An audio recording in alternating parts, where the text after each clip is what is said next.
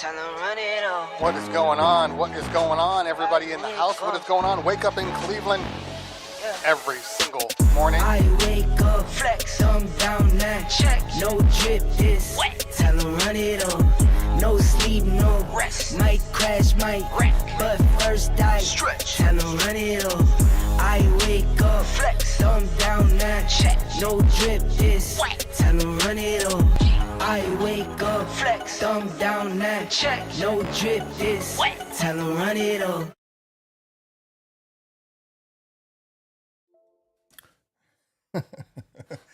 What is going on? What is going on? What is going on? Wake up in Cleveland. It's not even wake up in Cleveland. It is Tech Thursday. I'm trying to eat. I'm trying to get all this stuff done before I start my show. Sometimes it doesn't happen according to plan, but we are here today. We are going to try to, I don't know, answer as many questions as possible. We're going to look at my lighting and see that it seems way too bright in here. Let's get some ambiance in here. I got way too much light coming into this room. Hold on. So, go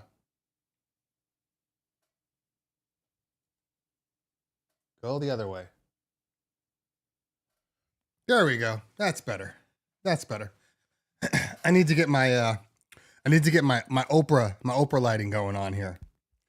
It's funny. I was watching the news. I don't tend to watch the news, but obviously lately it's become a thing where we're watching the news now. We have to make sure that we're, staying on top of all the topics that are happening in the world, in the state, in the country. And I like to watch rewatch certain channels, but basically the news lady, the one who does the weather, she's always the same, and she's got her belt on and she's got her big buff muscles. She's real ripped on our Channel 4 news. Anyway, they started showing these kind of like behind the scenes exposés, and I always thought, wow, like she looks good. Like her makeup is on point. Her, the lighting, everything, the shadowing, everything's perfect. And then they did like a behind the scenes expose where they were like out on a park bench, and they were showing it from like the side angle and from the front, and all of a sudden I'm like, oh, she's nowhere near the quality that I thought. Like neck, you can see the neck. People age; it always shows, it's evident in their necks. We all know this. But all the things that you don't see when the lighting is perfect. So I got to get perfect lighting. I guess probably the best lighting would be like off. Now I look amazing. I'm like 20 years old. I'm kidding. But that's not the case. That is absolutely not the case. I am no longer 20, and we have to let that shit go immediately. Immediately. Now, the one thing I will say, and I'm sure we all go through this. Is time. Time is always the issue that we all face. Not having enough of it. And I'm not even talking about, the rather abruptly passing of our friend DJ Neva from the Road podcast, who passed away a couple of days ago. He wasn't an old guy. He was young when you're looking at it from a cosmic standpoint. He had a stroke over the weekend, and he passed a few days later. So it's one of those things that it's not a wake up call. I don't believe in those wake up call type things. I really don't. I think that you know what you need to do, and sometimes you need a kick in the ass. I try to go to the gym as much as possible, as much as humanly possible, but life absolutely gets in the way sometimes. But there are things that we can do to prevent that from even happening. We can eat right. We can try to sleep better. We can try to stay away from, harmful things that enter our bodies. But look, we're human beings, and that's what happens when you're a human being. You do dumb things. I don't know too many people that are perfectly disciplined their entire lives. I don't know those people. So, but the gym has been like my saving grace. It's the place I go to remove the stress, to relieve stress, to just kind of get my head right and to improve the physicality, I'm like, what's going down? Is it my table or is it me?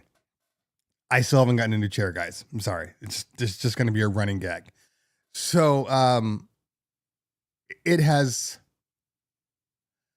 because of how busy that I've been over the last literal 2 months, I come and go. Like I'll do 3 straight weeks of going to the gym religiously.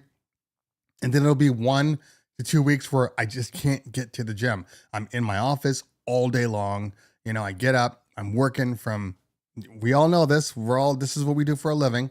I'm working from, 9 o'clock till 6, 7 o'clock. Then and in between there, I got to still have a family and do kids' homework and make dinner and clean the house, all the things that need to happen when you are a human being and a family person. So you just run out of time. You absolutely run out of time. And I just have to, I say this out loud, not necessarily because it's, oh, look at me. I needed to go to the gym. So I say these things out loud because when you speak it, you can usually, bring it into fruition. So I don't know about any of you people. I don't even know what the health of DJ Neva was. I don't know. I mean, I knew the guy. I'm going down. We are going down. I knew the guy. I met him. I met him during the pandemic, and then Road podcast.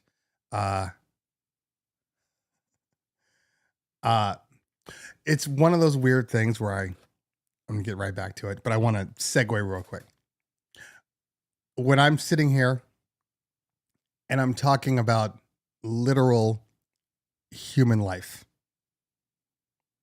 people that may mean something to you and people that won't mean something to you. And I'm talking about human life and a person pass, obviously wasn't his choice. Obviously it wasn't the right age for that person to pass, for DJ Neva to pass. And I'm looking in the comments and, we're talking about tech questions.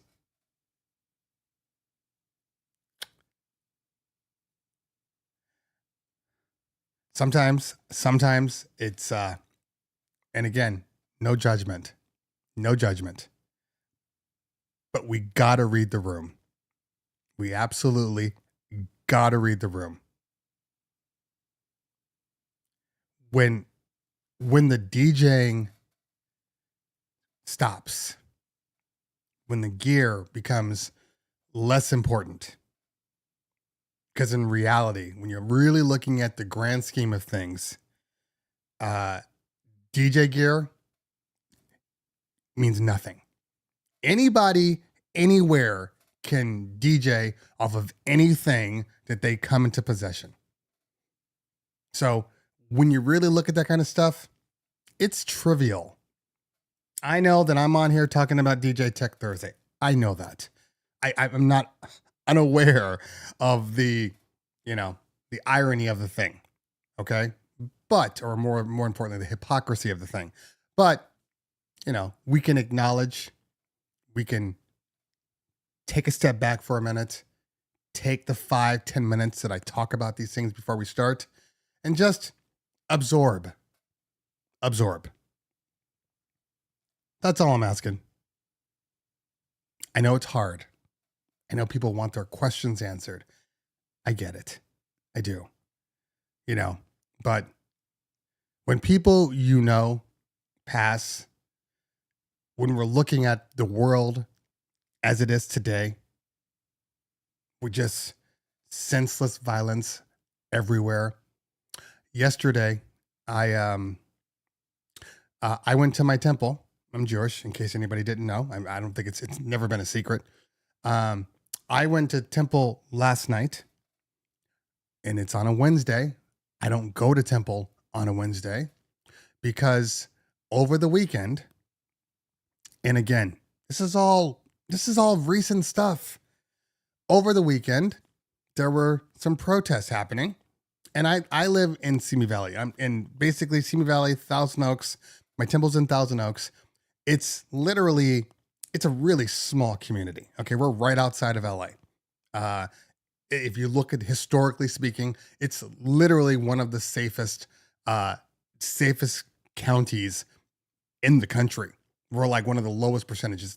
There's just violence doesn't happen like that. And when it does, it's usually extreme, like murder, suicide. That's the one thing I've seen more than anything else. But, it's not like, they drove a car through a store and then stole $50,000. That doesn't happen here. It's a very affluent community. Thousand Oaks is home to a lot of superstars. Thousand Oaks, Westlake, Calabasas, all the stars live here. So the protection has always been super high. There were protests happening, rightfully so, on both sides. Protests for Palestinians, protests for Israel. Again, not getting into any type of like political nonsense. We're not going to go there. Okay? We're not going to go there. But there are people with beliefs on both sides, So they were out protesting. Apparently, it got heated. There was a 70-year-old man that was protesting, for Israel, for the Jews. And he got hit over the head with a megaphone. 70-year-old man. Wasn't doing anything, wasn't being violent, but got hit over the head with a megaphone. He hit his head. He bled out, died the following day. So we were at Temple to just support the community, support the family. Sometimes, and meanwhile, I'm working all day. I got tons of shit to do, tons of stuff. I don't personally know this man, okay? He was at my temple, but, if you guys go to church or anything, there are different levels. You might have you hang out with like your kids' family, friends, things like that, okay? So you don't know everybody. And you might see them during like high holidays and things like that. But in general, they're big churches, big temples, big synagogues. So my wife comes in and says, hey, they're doing this thing to support the community. And, do you want to go? It's at 6:00. And my first response was, I don't have time. I am swamped. I got video montages to do. I got footage for this party to cut up. I got meetings. I don't have time. I got to go out. Somebody hit my car a couple weeks ago. I got to go take my car in. I don't know if I can be there. And she's like, okay, you got to do what you got to do. For some strange reason, I wasn't able to take my car in. They could not see me. I'm going in right after the show today. And so I'm like, I guess I can go now. I guess I can go. Begrudgingly, I guess I can go. And then you go there, and then you realize sometimes you need to be there. Sometimes you have to forget that the world is bigger than DJing. The world is bigger than what kind of gear you got, or how many followers you have, or just what you do in life. The world's bigger than you. But what is always consistent, persistent? Community and family. That's it. That's it. Those two things. So, when this happens over the weekend, and then I hear about DJ Neva, he had a stroke. In case you guys didn't know, he had a stroke over the weekend. These are the only details that I have. I haven't talked to Cricket yet. I've just kind of respected their space and let them go. But he had a stroke over the weekend, and then a few days later, he passed. That's it. Life done. He didn't walk out into the street and get hit by a car. A gunman didn't come into the club and shoot it all up. He had a random stroke. that any one of us could have at any point in time, any point in our lives. Life is short. And even if I'm one of those people, I'm not afraid of death. Never have been. If I'm dead, I'm dead. That's never even occurred to me. If they took me tomorrow, I wouldn't be afraid of it. That doesn't mean I'm running into it. And I'm sure that if Neva had a choice, it would be to stay here a little bit longer. So you don't know. You don't know what your future is going to be. You don't know. You absolutely don't know. All you can do is make the memories for you, for your family, for your community. So in the event or when you pass, you have a legacy. That's it. Can't take it with you. Can't take anything with you. The memories are all people have of you. What impact you had on their lives.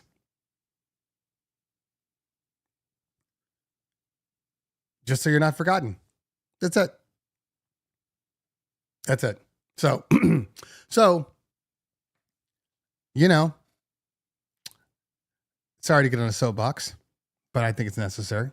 I think, like I said, we all get into the situation where we're so caught up in the we got to do this, we got to do that we might forget sometimes that,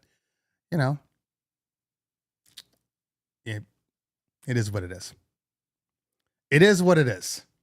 So I know they're going to throw some things. They're throwing a couple of things, I think, in New York and in Vegas. Hopefully, unless I'm, swamped with work, I'm going to try to make it out there. Vegas for me is just a few hours away. So that's the plan anyway. And just move on from there. I just saw him. I honestly just saw him a couple of months ago. He had come out to Westlake at a club that I DJ in all the time. And, I'm like, oh, I can't miss this. So it just so happened that my party ended at like 11 o'clock and I was right around the corner. So I just got in my car after the party and, came to see him.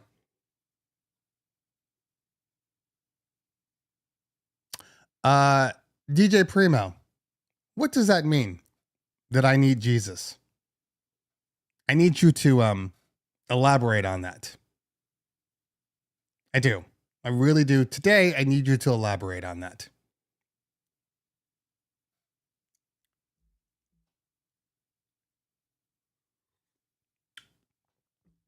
I'll wait. I will wait for you to elaborate.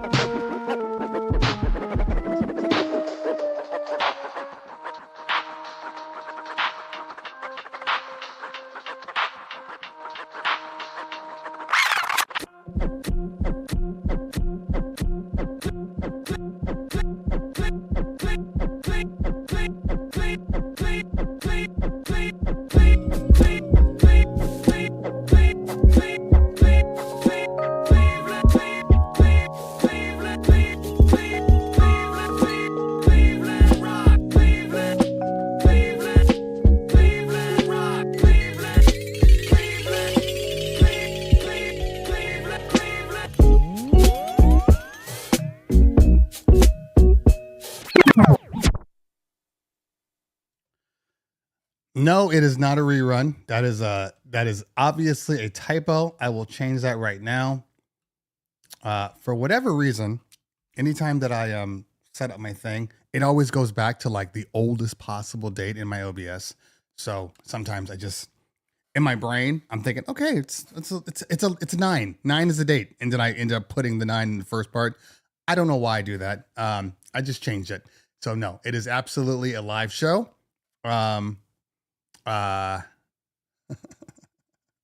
Okay. So look, we're not going to spend too much time talking. We are going to get in a tech. We will. Okay. But I do need to clear something up. All right. And I'm going to say this in the best possible way, but it might be harsh. Okay. This might be harsh. The problem that we have in this world today, the problem is people telling other people what they need religiously.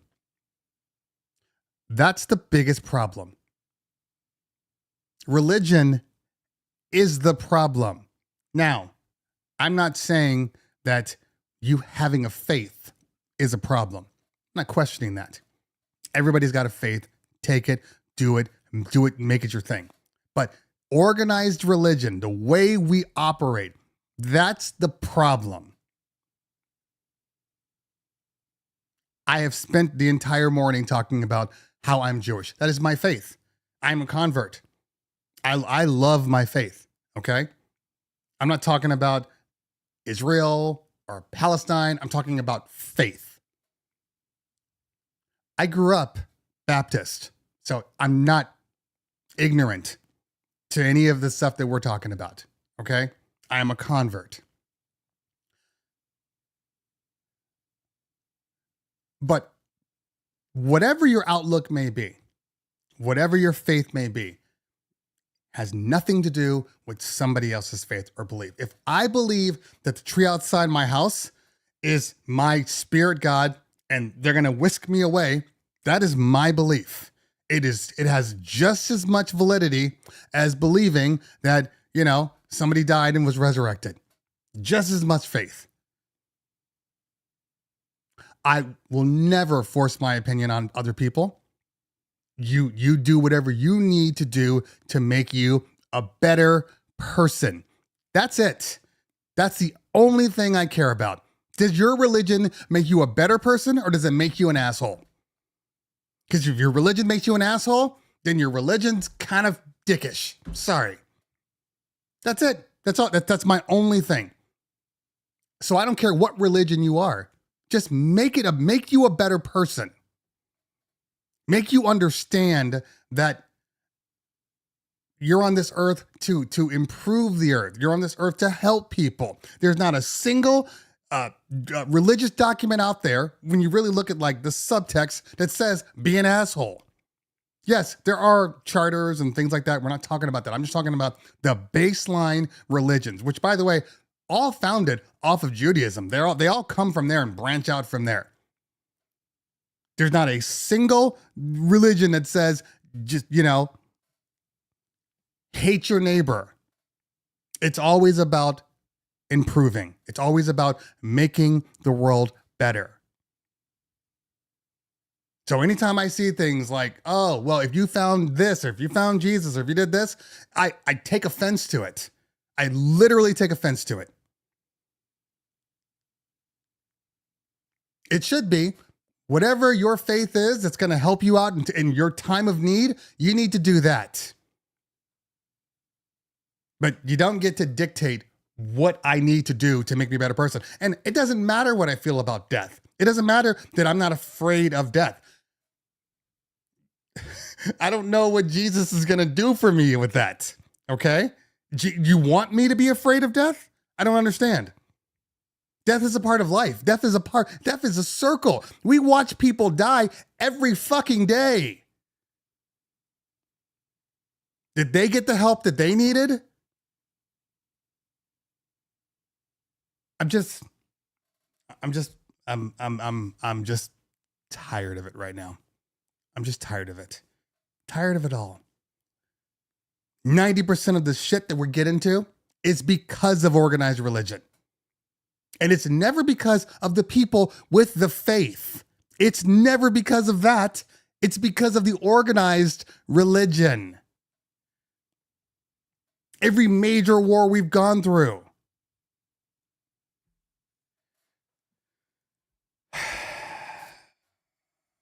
All right, guys, what's going on, everybody? It's your man, Cleveland Terry. I wanted to just do a quick video about this new unit. It's not out yet. It doesn't come out until July 31st, it hits market. I have pre-order it pretty soon though. All right, so this is Tim. This is the man, runs this thing. They came out with an amazing product. I haven't tested it yet, but based upon what I'm seeing, this is one of those to beat. It's a game changer. Moving platters. It's $700. What's up, everybody? How are we doing today? $700. This is gonna sell like hotcakes. So I'm gonna do a review, but tell me just real quickly, like, what made you guys decide to do something like this? The history of DJing is vinyl, right? Yeah. And motorized jog wheels is the best we can get right now, Right. in terms of replicating that with a digital controller. Right. So the Impulse T7 Okay. is our shot at the motorized DJ controller market, and the largest, most premium controller we've ever made. Okay. And we're pricing it just like we price everything else in the Hercules lineup. Super aggressive. Competitively. Let's call it competitively. I call it aggressive, he calls it competitively, fine. We're targeting both, obviously, beginner DJs Right. who want to upgrade to a motorized platters, Right. or working DJs who want something small, want something portable, Yeah. want something that works with Strato Pro. It has XLR out. Very important for a professional DJ that you have that. I'm impressed so far though. You'll see more of the T7 real soon. All right, guys, follow my YouTube because you know we're gonna do this review very, very soon. All right, see ya.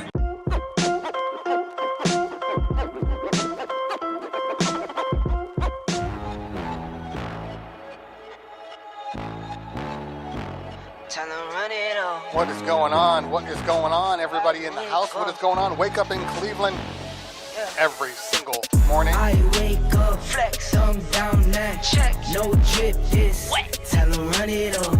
No sleep, no rest. Might crash, might wreck, but first I stretch. Tell 'em run it all. I wake up, flex, I'm down now. Check, no drip, this wet. Tell 'em run it all. I wake up, flex, I'm down now. Check, no drip, this wet. Tell 'em run it all. All right. Reset time. Wake up in Cleveland. DJ Tech Thursday on a beautiful, super windy Thursday in California. I'm hoping that it doesn't blow out my entire electric grid, but they've already been warning about that. That's one of the joys of living in California. Wind. When wind happens, the electric companies get panicked. They start turning off power so the power lines don't separate and burned up an entire city. So we are on the fence. It could go, it may not go. I don't know. But we will be done by 12, maybe even 11:30, to be honest with you. I got to get out to LA to get my car fixed, or to get my car appraised. The accident that I had, I told everybody last week, I got into a fender bender on Wednesday, in rush hour traffic, doing about 15 miles an hour, and a AAA truck that was carrying another Ford F-150 ran into me and busted up my bumper greatly. It actually bent the whole frame in. Not the frame. The frame's fine. It bent the bumper in, so now I can't actually bring my tailgate down. It stops at about 90 degrees. So I can't actually, I'm like, okay, well, I got parties every single weekend. I'll just use it. I can't get my gate open. And I'm not trying to pull out some QSC subs up here. That would be a nightmare. So I had to rent a van. I'm taking my car in today to get looked at. This is the first day I actually had available. So I'm taking my car in. I don't even know if I'm going to use this guy. So the AAA company that hit me said, hey, you know what? I have a guy. Obviously, it's probably, he gets a better deal from them and he doesn't have to go through insurance. He's like, go to my guy. And he's in LA. Just go there now. I'm like, dude, I live in Simi Valley. Like, I'm an hour away from that place. So I called my agent and he's like, look, if you can avoid putting it through insurance, avoid it. You know, I know it's not your fault, but it's those types of things. You start to become the unlucky one and all of a sudden your rates just suddenly creep up. So check him out first. Fine. So I call him And the guy's like, yeah, just take it over there to get appraised. And I said, well, how long is it going to take? Well, I don't know. You got to take it over to get appraised. I'm like, well, I actually already did. I know I need a new bumper. Well, we'll see. We'll see. No, we're not going to see. I absolutely need a new bumper. My car is a year old. So yes, I will be needing a new bumper. We'll take it over and we'll see. And I said, well, we need to discuss vehicles. We need to discuss transportation. Well, we don't even know if we're not going to go there yet. Well, I know I'm going to need transportation, Well, you don't have a car. You don't have a car that you can use, bro. Yes, I do have a car. Your employee crashed into it. So no, I don't have another car. And even if I do have another car, that's not your thing. You hit me. So, I'm going to go there today. And I called the guy yesterday, the actual mechanic or the body repair shop. And he kind of came off sounding a little like an asshole. And he's just like, I said, yeah, I was referred to you by this company. Yeah, I know you do work with them. Yeah. Just bring it in. And we'll check it out. Okay. Well, how long is it going to take? We don't know. Just bring it in. I'm like, okay, that's fine. But I need to just figure out what's going on. Look, I don't know what to tell you, sir. You just got to bring it in. I'm like, look, I don't know what to tell you. Your person referred me. I don't have to go to you. I can go through my insurance. I don't care. But this is your money you're losing, so it's on you. He's like, no. Please, come in tomorrow. Because I'm like, I think we got off on the wrong foot. I don't need you. So it's no big deal. So I will be going there right after the show. And then I think I have a couple of calls. This is my lightest day today. Well, it was as of yesterday. What's my date today now? Damn it.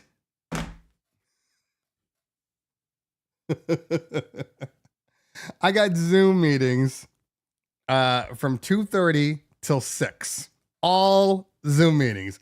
Every one of them. Why do I need Zoom meetings? Oh, man. Sometimes it's just a lot. It is just a lot. I don't even know why I have these calls. Hold on.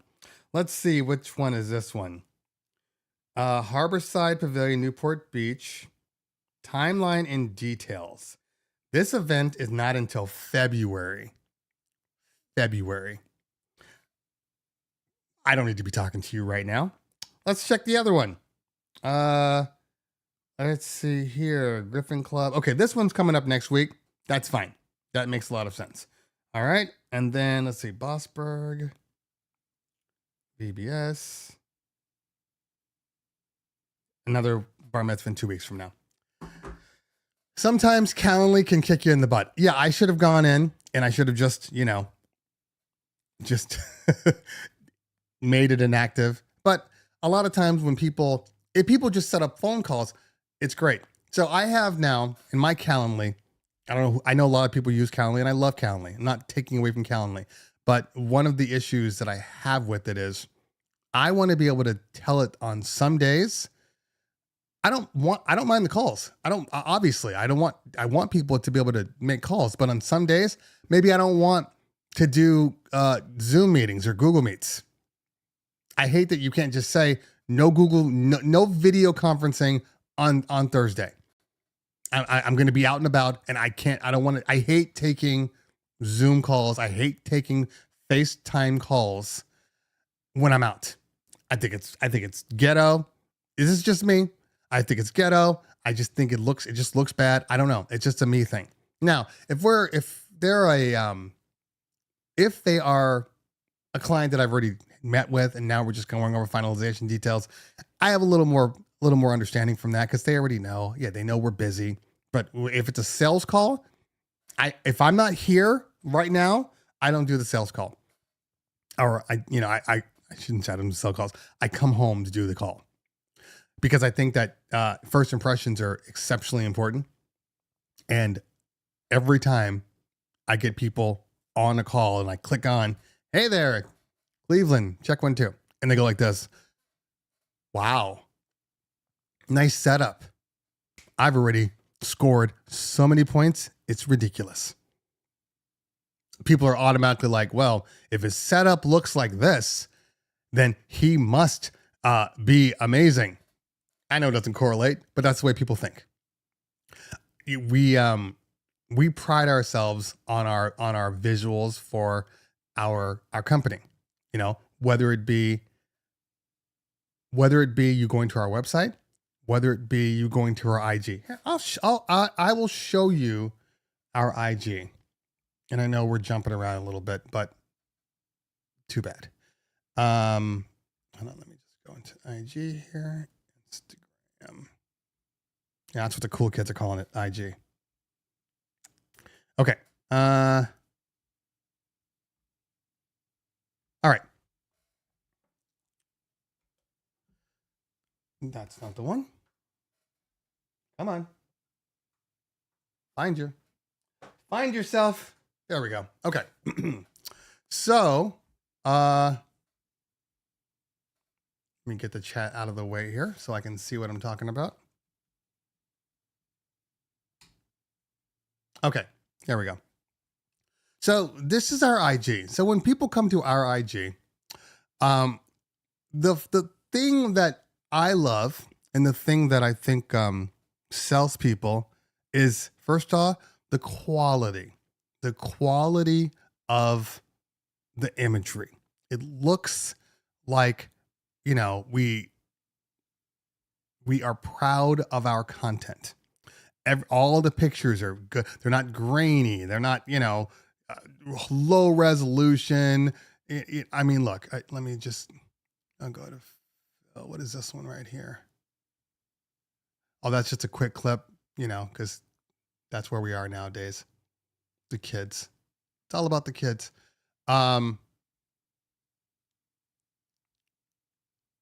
Toledo.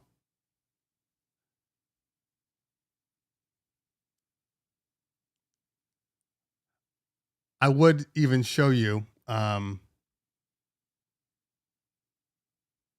We actually have a person that literally that does this for us. We pay for a person to do this because I think it's important. I think this type of stuff is the first indication, busting out the running man horribly.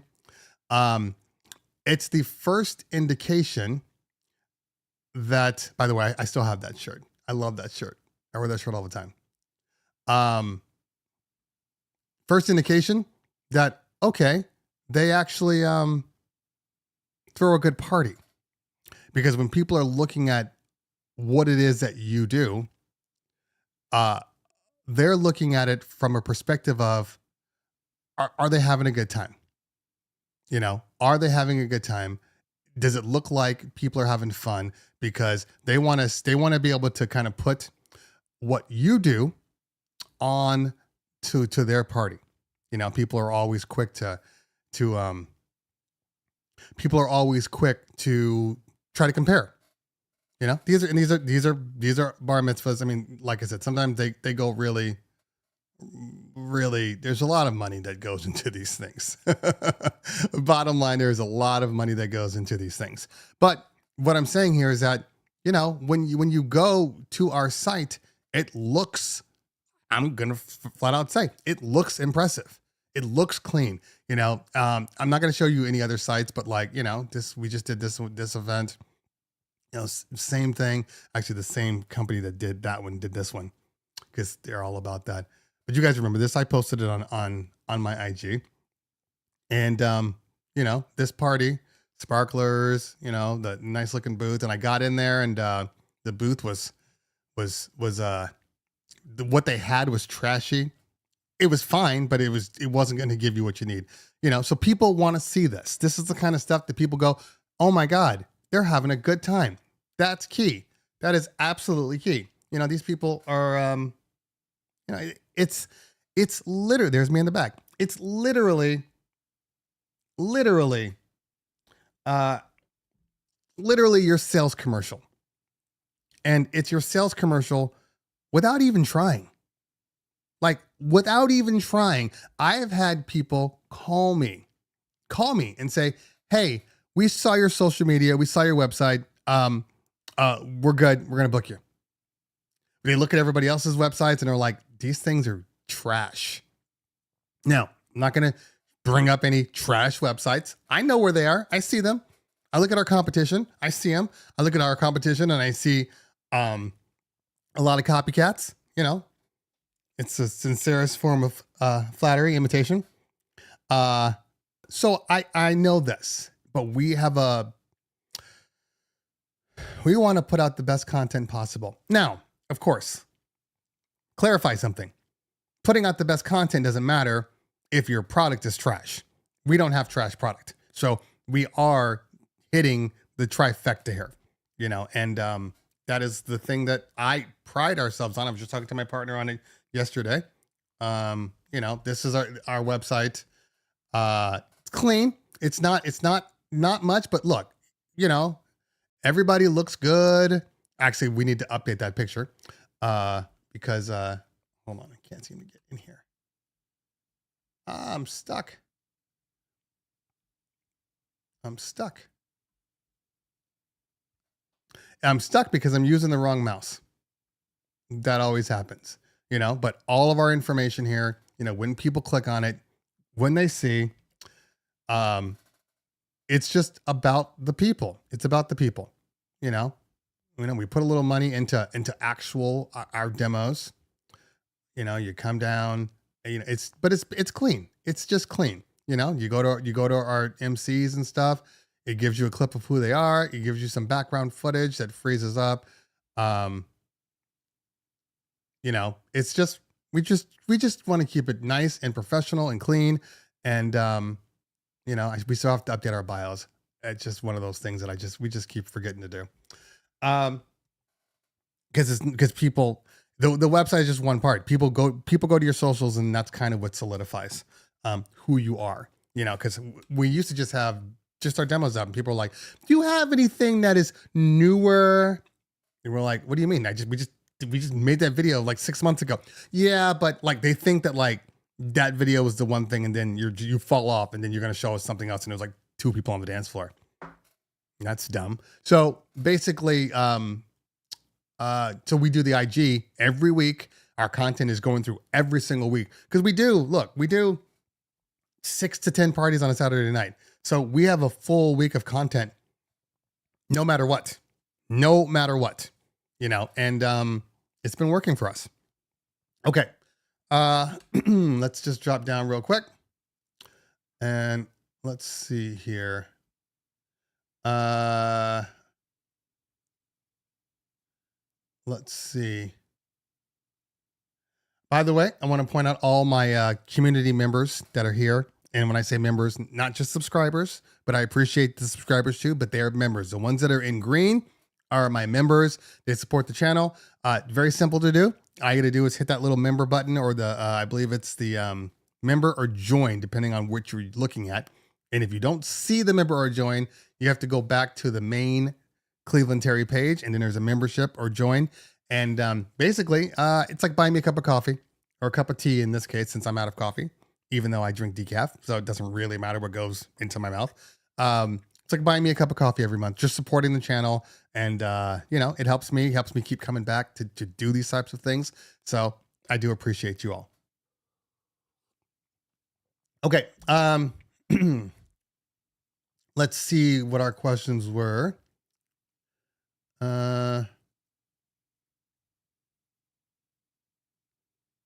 Okay, let's see here. All right. I knew I had one question that came through about the M3 Max. That was one of the first questions sent here. Actually, it was even before the show started. The M3 Max. What is my feeling on them? Okay. So, and I think Mojax just did a video on them. It was so funny. I talked to Mojax. On today's Wednesday? Thursday. Today's Thursday. I talked to him on Tuesday. Now I texted him in the morning like, hey man, just thinking about you, you know, whatever. And he's like, hey, just give me a call. Well, that's not text. So I talked to him and we're talking about all the stuff and what's going on, you know, with the YouTube space and all the other stuff. And he's like, yeah, I'm going to do a M3 video. And I'm like, you son of a bitch. I'm like, literally, that was one of those things that I was going to do. And again, just, yeah, deep things happen. I'm still going to do my review because I think it's important. Because it's not necessarily on the M3. It's just on the whole M1 spec period. The M series, I should say. Now, the M3, I think the M3 is an amazing update. It's an amazing update. I mean, it's literally on all kind of, computer tests out there. They're showing legitimate 50% increases on the chip compared to M1. M2, I think it's around 30%, but like I'm on an M1 and it's 50%. The chassis, everything else about it is the same, but you're getting obviously more graphics cores, more processor cores. Basically, I think that they were stating, I was watching one video yesterday, that even like the entry level M2 Pro, which is essentially a modified M2 Pro. So if people are like, oh, you can get one for $15.99. It's not necessarily the one that you should get, because what they have found is that if you open it up, first off, obviously the pros have fans. That's kind of their claim to fame. They have fans. But if you open it up, the base model M3 Pro only has one fan. I don't know why they decided to do that, but they only have one fan. The base model also starts with 8 gigs of RAM. I don't think you should buy any computer that without a minimum of 16. I use 32. I think that's more than enough for pretty much everybody out there, unless you're running coding and or 3D animation, all that stuff. 32 will win pretty much in every capacity. So I'm a big fan of any M Pro with 32 gigs of RAM and whatever storage you want on there. But I would not recommend going with the base model. They remove one of the USB-C ports on the right side. My computer's right here, but it's all plugged in right now. But let's see if I can show you. Okay. Come on. Find yourself. Find yourself. It's not going to find it because it's seeing me. See if I can block myself. The computer's backwards, so it's making it real hard to block where I'm going. Anyway, on the right side, there is a HDMI port, USB-C port, and an SD card. And then on the left side, there is your power adapter, and then 2 more additional USB-Cs. So I use a lot of them, especially when I'm at home. I have external storage drive. I got my computer plugged in via HDMI, and then usually, a lot of times, I keep my what is it, 100 watt or 150 or whatever. I have the larger power brick that will like get you to 50% in like 30 minutes. But when I'm at my office, I keep that one in my bag, and I just have a standard USB-C power that I used to have on my other Mac. So I will always use one of the ports just for that. I know I could just get another power cord, and I will at some point, but right now that's what I'm dealing with. So you're going to lose one of those ports. Now, is it important? For some people, yes. For some people, no. The fact that you have an HDMI out means that you don't need that port. A lot of people were using all those ports for adapters. One port, especially before they moved over to the new body style, it was all USB-C. So you had one port for USB-C, one port for your HDMI adapter, maybe because if you're doing video mixing or whatever, and then one port for your Serato. Now you're already locked up. You've used all your ports, So once they put the power port in, it changed everything for me.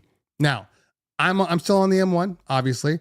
It's still doing everything I need. There's nothing wrong with the M1 whatsoever, but the new results are really, really impressive on the M3. Now, one of the question marks that I haven't had answered yet, which is why I've stayed on the fence. I love my 14, okay? I'm never going to a 16, but the benefit of the 16 is the battery life. It's a bigger chassis, so they can put more battery into the chassis. The 16 will give you, without plugging in, you can get 6 to 10 hours. My partner says he can DJ 2 full parties, 2 club parties, and that's like 10 to 2, pretty much without plugging in his computer. That's amazing. Absolutely amazing. The 14, no matter how much I try, without providing any power to the chassis, I can get 4 hours out of it. Now, again, Amazing. Absolutely amazing that I can get 4 hours out of this computer. But that's assuming I'm only plugging in Serato. I'm not plugging in like a sound switch or anything else that's going to, use my bus power. So when I do that, if I put in sound switch, I think it dropped down to like 3 hours and 23 minutes or something like that, 25 minutes I got from it. So I had to plug it in before the party was over. And it was getting to that point where it was like, this is getting a little unsafe. I gotta plug this in. It's not like, sometimes you forget, or your power cord for whatever reason decided that it wasn't going to work. You just pop it in, you think everything's good, you look over and the thing's not lit up. It's not like that where you're like, oh, I'm only at 10%. Hold on, let me go get my power cord, because I know that 10% on a MacBook Pro is a good amount of time. Like, it's not like the old Intels where you hit 10%, you were running to get your power cord. Oh my God, this thing is going to turn off any second now. It may not even get down to 1%. It might get to 6% and just shut down. That's the good thing about these, because like even with my iPad, with my iPad, it'll go down to 1%. I'll watch it. It'll take it all the way down to 1. It'll last, and then it'll just turn off. The old Intels, anything below 10%, it's anybody's guess how long you got. Anybody's guess. Absolutely. So my whole thing is the new processors are 50% more powerful, and from what I'm reading, 50% or seeing 50% more efficient, which means that you're going to get at least another hour of battery life. I won't upgrade mine until I can get like double what I'm getting now. So if I'm getting 4 hours, I'd like to get somewhere around, 6 to 8 hours. I'd love to get 8 hours. If I can get that, I will sell my computer in a heartbeat and get that new one, because the processors are always going to improve. That's just something it's going to happen. You're not going to change that. I think the M2s, the reason why I didn't upgrade to the M2, because it was a stopgap. They didn't get where they wanted to get with the M2s. The M3s are what the M2s were supposed to be, but they didn't have a choice. They couldn't get it down to 3 nanometers like they wanted to. So, I'm a big fan of the M3s. If you're on any type of M chip, you could probably wait. You don't need to upgrade right now. But if you're on an Intel, get yourself a computer. Jesus, if you're on an Intel, go and get yourself a refurb. Save yourself $400 to $600 from the Apple site. That's what all my computers are, refurbs. Every single one of them. I haven't bought a brand new computer.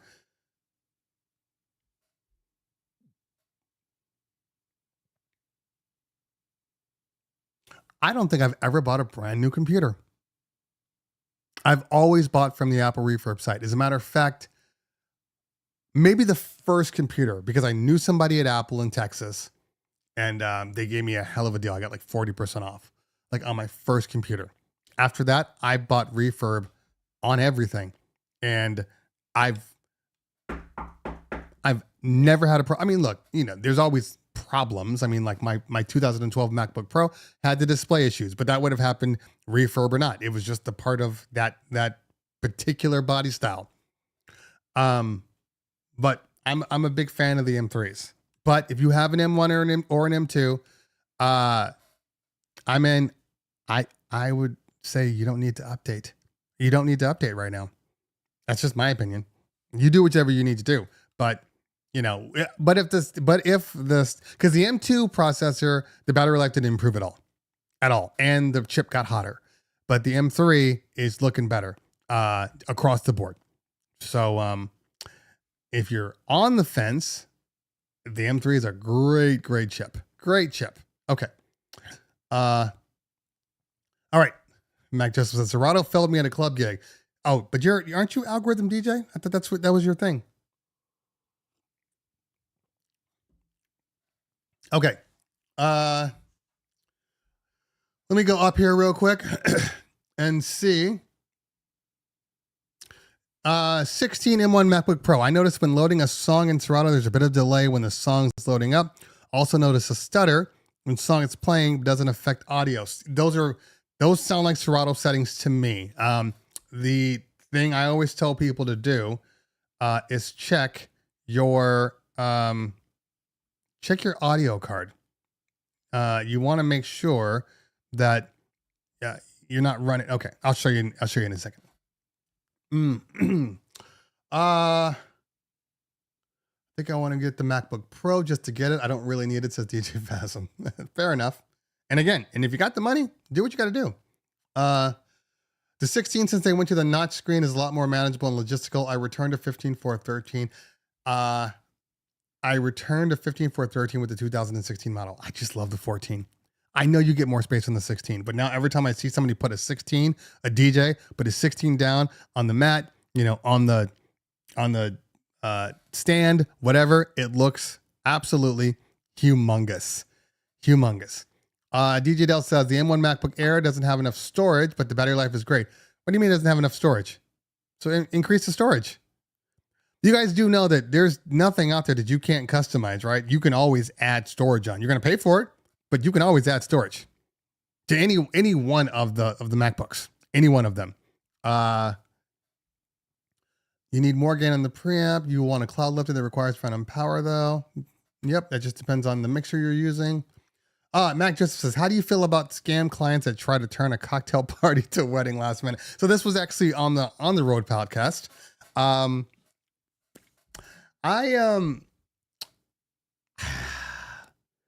I will say this. My radar for liars is pretty impressive. I don't know why, but because people always try to do this. Look, this is this perfect example. We do a lot of bar and bat mitzvahs. So when somebody calls, sometimes I'll get people say, "Oh yeah, I'm having a 13-year-old birthday party." Oh yeah, 13-year-old birthday party. Oh, okay. What's the venue? Oh, it's that venue. Okay. Trigger. I already know that venue is a lot of money. So you're not just having a regular 13-year-old birthday party here. Okay. How many people are you bringing in? Oh, it's just a kid's party. Okay. You can have any adults at all? We're going to have a few, just family. Okay. That's fine. 13, is there any significance to this? Well, it's kind of like a bar mitzvah, but it's not really. It's just 13-year birthday party. Oh, are you Jewish? Yeah, but it's just a birthday party. I'm like, I don't believe anything you're saying. So we don't get a lot of cocktail parties. There is one way to fix this. If you're afraid of getting duped, make your prices all the same. Whatever that price is to DJ, even if you're doing, I just need a DJ for this cocktail party, it should still be the same price as what you're charging to DJ, Because I know it's every so often, look, we all give deals. Like I give schools deals all the time. They'll call me up like, hey, we want to do it. They always say, what are your pricing? And I always tell them, you can't afford my pricing. What's your budget? And let's try to work it out that way. Because obviously we know the school market is where we get a lot of our clients, future clients. And obviously the parties we do. So I will give them deals. I don't even give them a breakout, but anybody else, the smallest package they can get is our wedding brochure, and our wedding brochure, our DJ only, is a good amount of money. Now, of course, if they're like, sometimes, they'll see that and go, look, it's not that big of a deal. We're just having a party. Like that's when they'll break it down. But if you don't give people your pricing up front, there's always that window of being screwed. And I think that's the issue here. Now that I think about it, that's the biggest issue. People are calling and because people always want to customize their packages. Well, I can't tell you how much it's going to cost because, I got to hear about blah, blah, blah. That's a recipe for disaster. It's okay to customize, but if you're doing that from the start, every single event, you're potentially losing money, because you're being tricked into things like that. We don't have that because we have a minimum price. And even if you do have a cocktail, they're like, look, we can't, this is what it is. Okay. We have a minimum hourly rate and we have a minimum amount of hours. We're never going to get to a point where we lose money on any client ever. So anyway, okay. It's been 3 years and still no native version of Rekordbox or Serato. Is it changing your life that there's no native version, DJ Friends? Are you like having to like crank the back of your computer to bring up Serato? I mean, that's what, you know what I'm saying? Like, it doesn't really matter. I mean, I don't even care about it being native. Update it. Update Serato, please. That's all I care about. Allow me to use 2 streaming services at the same time. Allow me to search through my crates. Those are the things I care about. Start up a little faster. Can you start up a little faster? Why are you the slowest app to start up? That's what I care about. So back to what I was saying about the processor. So, let me go here real quick. Okay. I'll slide this over. All right. If you move over here into settings and then you move over to audio, you see this USB buffer size latency? This is typically the root of all evil for everybody. So if you're getting skips, if you're getting slowness, if you're getting delays, obviously the low delay, it can play into it if you're using too much processor power. I've only seen that happen on an M1 every so often, but not consistently. And I know it's not the M1, it's just something's bottlenecking. Maybe you got too many things running in the background for whatever reason, but you need to go here. And normally this thing changes depending on what I'm using. So the reason why it's on 2 right now is because I just honestly forgot to change it back. When I'm normally rocking Serato, normally I can get it all the way down to nothing, right? But here's the thing. What I have learned is that every hardware has a different kind of default buffer latency. This is what I've learned. What I mean by that is, for whatever reason, anytime I plug in like a Rev 1 or a Flex 2 or Flex 1, Flex 4, anytime I plug in things like that, I get stutters. So I have to increase my buffer to remove those stutters. I know for a fact it's not the computer. It's absolutely not the computer, because I can plug in my S11, I can plug in my Rev 7, and I don't have any issues. But for whatever reason, I run into that. I don't know. Maybe Mixmaster GNL has more, since he programs for this type of stuff. So maybe he's got some information on you on that. But that's just what I've noticed. That anytime, and usually when you're using, especially when you're using like bus powered equipment, it seems like the buffer will take a hit. That's like the first thing that takes a hit. J-Book in the building. I saw him a little earlier. I'm sorry, I'm reading this real quick. Controller, sound cards, mixers. Mixmaster already answered it. Okay. Okay, J-Buck, do you agree with Nick Spinelli when he says arrays columns cannot handle a 3-person event with a max of 15-inch subs? Okay.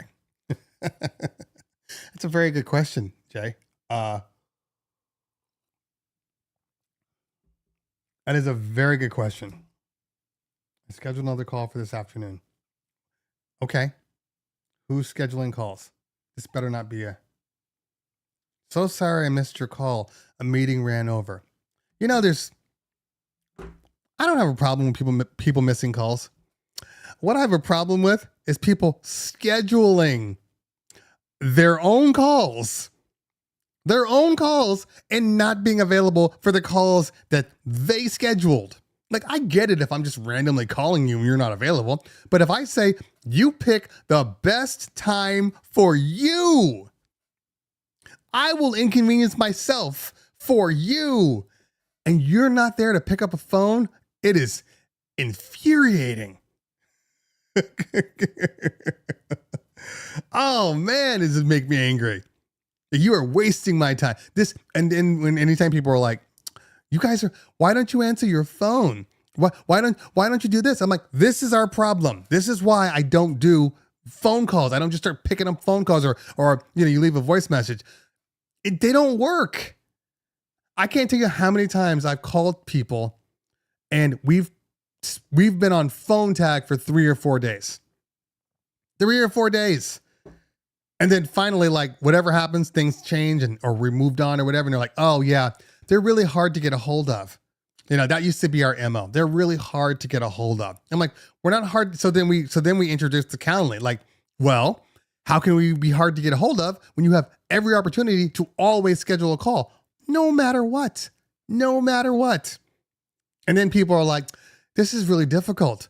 Well, no, it's not, because if I do it the other way, you call me, I'm on the phone with the client, it goes to voicemail. I call you, your phone goes to voicemail. You call me back, I'm on the phone with the client. I call you, goes to voicemail. You call me after hours, it's going to voicemail. I call you in the morning, it goes to voicemail. Or schedule the damn call, and I will always be there. I have not, since we've gone to Calendly, this was, I don't know, a year and a half, 2 years ago, maybe a year and a half ago. Yeah, actually a year and a half. I have not missed a single phone call. Not a single phone call. So when people are like, oh, you're hard, I'm like, no, we're not. We are not hard to get a hold of at all. If you just follow the instructions. At least she followed the instructions. She scheduled her own call. Because I love people that schedule calls. These are all Calendly gripes. I love when people schedule a call. Like, it could have been like a week ago, maybe 2 weeks ago, right? It's a sales call. And then we do the call, everything's good. And then they'll have another question. And then they'll email me, hey, can you guys send me the link so I can schedule another call? It's the same link. They're always the same link. Just schedule your call. Anyway, okay. So back to J-Book. You guys know how I feel about column arrays. I love column arrays, okay? Line arrays, whatever you want to call them. I love them. I do. I love them to a point. To a point. So, what does that mean? There are typically bigger and better speakers, but they aren't as convenient. So, when I choose my line array, whether it be the LDs or whether it be the Bose, I'm doing it out of convenience. But I'm also fully aware that my system, no matter how hard I try, is not going to get past 150. I mean, 150 is like I don't even go 150 with my column arrays. I keep my column arrays to around 100 and below, to say a max of like 130. And that's even assuming that it's in a given space, it's indoors, not outside. Although the LDs are better at that, the outside, in all honesty. I truly do believe that the LDs, like the 44s, you're going to get a good amount of people. You're going to rock it. Nick is right. You're not doing a party with a set of column arrays, even if they're the Maui 44Gs, for 300 people. He's absolutely right. Now, let's remove some of the nonsense that I always hear, like, I absolutely can rock it on a party. And then I find out that the reason why you can do that is because that venue has a sound ordinance and you can't go above 98 decibels anyway. So fine. You're right. You can rock any party that way because you're sitting in a barn and there's a neighborhood. But if you have no restrictions, and you want to go off, you want to let these people feel it, it's not happening with the column array. Not with 15s. I'm sorry. He's right. Furthermore, the problem with column arrays is not when you first turn them on. The problem with column arrays, and this is on every column array I've ever used, every column array. The problem is later in the evening. Later in the evening, when you've been pushing those speakers to the max, and that heat sink has taken all it can, your amps are running way too hot, and then your bass just goes away. Like that is the part that is inevitable in column arrays. They haven't found a way to fix that yet. There's not a single column array I've used where that hasn't happened. Now, I say this because I have never experienced that on any point source speaker. My SRXs, my QSCs,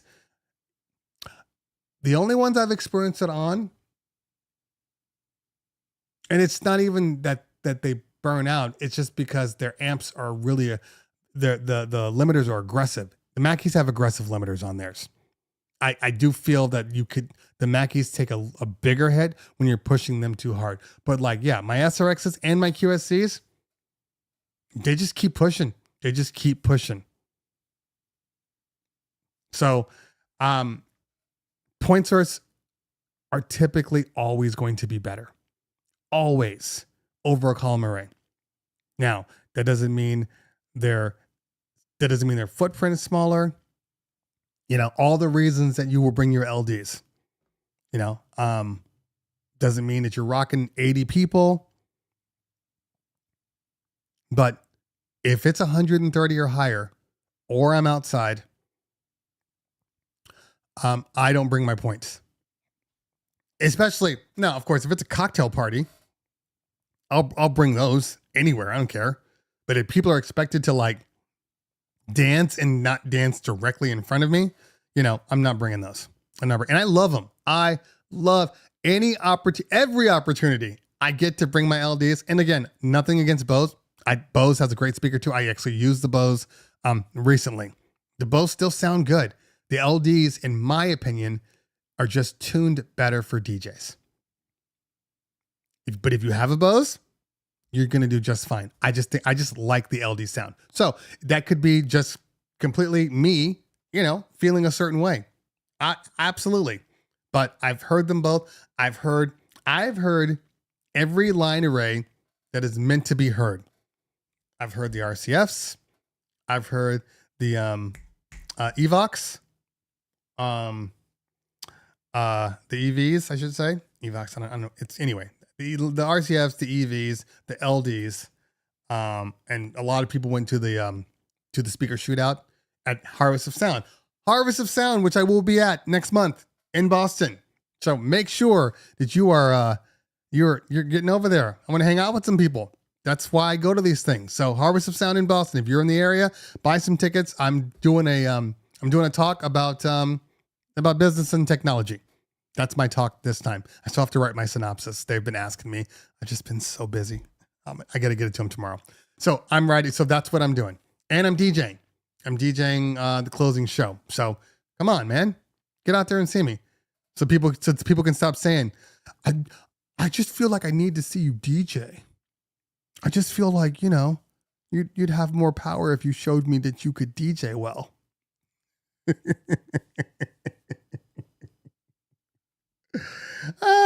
I'm too old to try to impress people. I mean, don't get me wrong. If I'm out there, I'm going to try to impress you, but I'm not dance monkey. Like, no, if you see me, you see me, but if you don't, you don't. Okay. Let's see here. DJ Rick's and Turbo Sound. DJ Reach, I don't have a discount code for BPM Supreme. Not right now. But they usually come out with one around the holidays. So I would just sit tight. You probably get some sort of a Black Friday deal on BPM Supreme. In all honesty, they all do it. They all do it. Okay, let's see here. DJ Keith says, well, walk out on the floor to judge the sound for yourself, just to if the system is doing what you want to for the space you're in. So yeah, Keith, you're absolutely right. And I tell every DJ, you need to get out there and hear it. Now, of course, it's never going to sound the way it sounds when there are bodies on the floor. Because sometimes I'll plug my LDs and I'm like, wow, these things sound amazing. Why am I questioning whether or not they can do this party of 140 people? Why am I questioning this? And then the 140 people get on the dance floor like, oh yeah, that's right. The bodies get in the way. So I don't assume, you know, there's a time and a place for column line arrays. There's a time and a place. Just not all the time, you know? And like I said before, I mean, I've heard the RCF line arrays. I've heard, I used them. I had to go out of town, and both of the vendors that were providing audio for me, were using those. So I got to hear the EVs and I got to hear the RCFs on a party, and they're fine. They're fine. I don't personally understand what the hype is behind either one of them, because they're fine. But I don't understand this life-changing experience while using the RCFs or using the EVs. They're fine. They're fine. But if you ask me, oh my God, were you so impressed? Was it life-changing? No, it wasn't. They're good speakers, but they did not change my life. Matter of fact, there are flaws in both of them. People want to ignore the flaws. One of the biggest flaws that I heard off the RCFs was their bass throw. Their bass throw is like a mile away. The optimum bass throw on the RCFs I could not understand. I keep looking at all these Instagram posts, and I see people with their setups, and I'm looking at it, and I'm like, I have this question every time. Why are the DJs so far away from the dance floor? I saw this and I couldn't understand it. Like, I don't get it. Why are they so far away from the dance floor? Like, I'm always like, if the dance floor looks like this, right? The dance floor, here's the top of the dance floor. I'm right there. But like, these DJs, the dance floor is like here, and they're here. Like, I didn't understand it for the longest time. I didn't understand it. And then I started using these other speakers. And then I understood the throw on both the RCF and the EV, in my opinion, extreme. Where that bass maximizes on the EVs is way too far away. My wedding in Montana, they had me back far, and I'm like, I don't get it. And then I'm like, I gotta hear what it sounds like on the dance floor now. I gotta go, and this is like major dance time. And I got out there and I walked to the dance floor, and I got to the top of the dance floor, and I'm like, I don't really hear any bass. I mean, it's there, but it's not like really good. And as I kept walking backwards more and more towards the middle, it wasn't until I got 2/3 of the way into the dance floor where I actually felt that bass. The RCFs, the bass is good if you're in the other room.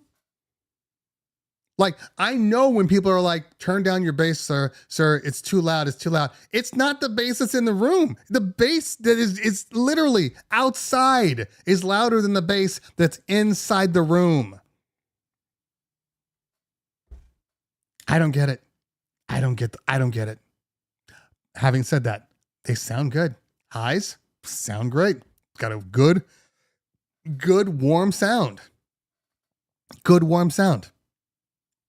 But everybody that uses them, I experience the same thing.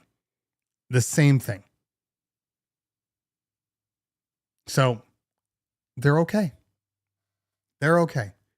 And when people tell me, oh, well, you just got to do this and you just got to EQ them, you just got to do this, they should sound good regardless. I should be able to plug in an audio source and get a gist for how they sound. If I got to tweak the shit out of my speakers, I don't want to use those speakers. Sorry.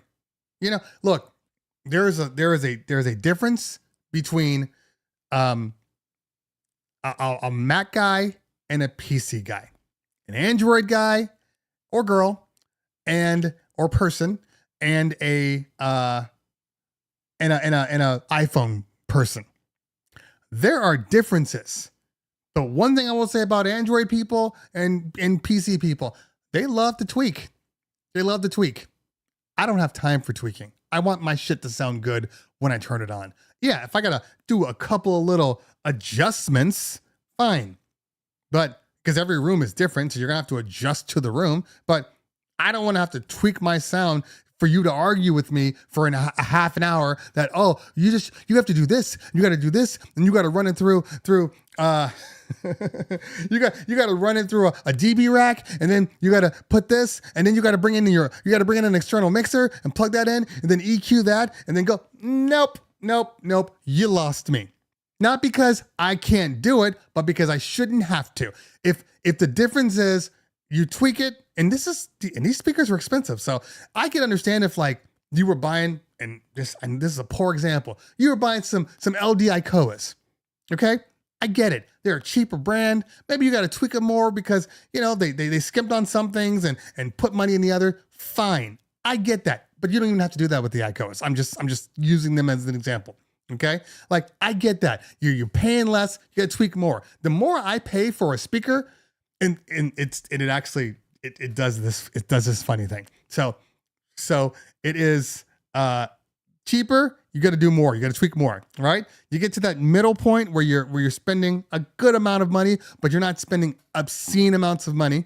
Then what happens is, then you get that kind of, I just plug it in and it works. You know, they've done the tuning themselves. They've got a whole bunch of good dynamic ranges and presets, so you don't have to do much, right? They put the DB rack inside the speaker.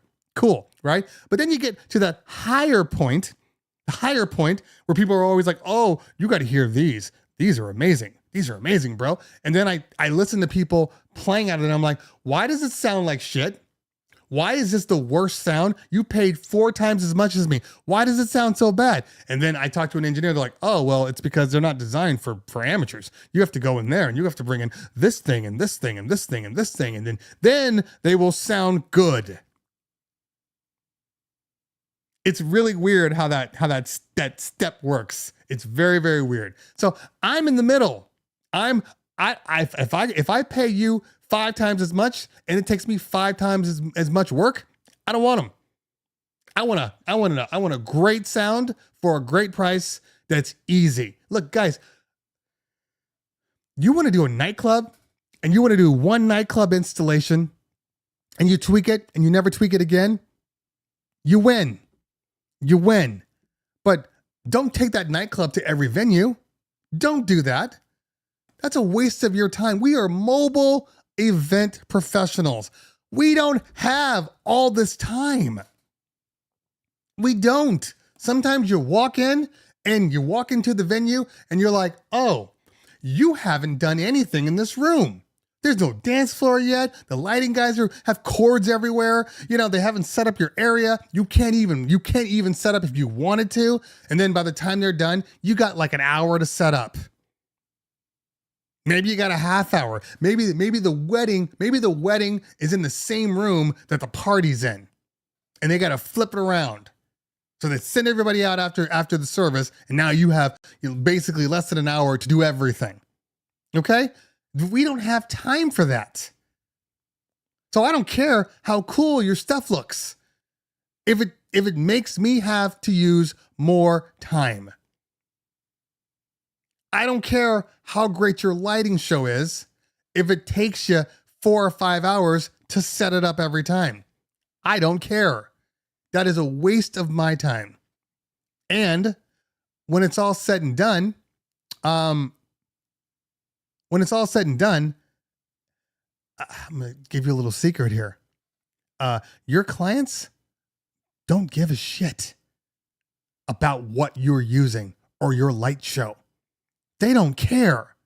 So I did an event recently, 2 weeks ago. The only people that care are like the party planners. They're the only ones that care. And the room was all pink, and I happened to bring my gig bar and the 260. So I was running ILS. And she comes in, she's like, oh, I don't like all those colors. Oh, okay, fine. Well, we can do white, we can do purple, we can do pink, whatever. Yeah, you don't have to do any way to mix it. I'm like, not on this particular system, the way I brought it. So sorry, no. But I can make it all white. I can make it this. Bam, done, right? Done. She's like, I don't like the shapes. I don't like the shapes. You don't like the shapes? The shapes that are going to be on the dance floor that nobody's going to see when they're on the dance floor? You're looking at the shapes right now. Nobody's going to see those shapes.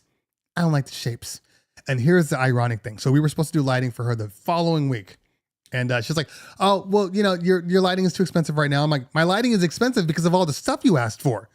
You know, like that's why it costs this much. I go to the party because it was one of our parties, but I just wasn't on it.